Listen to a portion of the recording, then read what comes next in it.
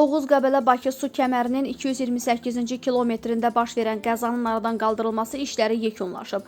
Bu barədə Azərbaycan Dövlət Su Ehtiyatları Agentliyinin tabeliyində olan iri şəhərlərin Birləşmiş Su Təchizatı Xidmətindən məlumat verilib. Bildirilib ki, hazırda xəttin su ilə doldurulması prosesinə başlanılıb.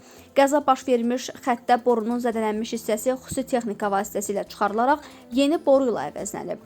Su sızmaların qarşısının alınması məqsədi ilə boruların birləşmə yerlərində möhkəmləndirmə və hidrolizasiya işləri aparılır.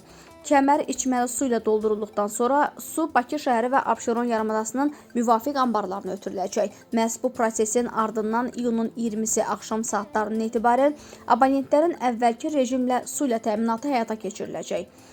Qurum xüsusilə diqqətə çatdırır ki, iri həcmli magistral su kəmərlərində təmir bərpa prosesində əsas vaxt aparan mərhələ magistral kəmərin boşaldılması və yenidən doldurulması mərhələsidir.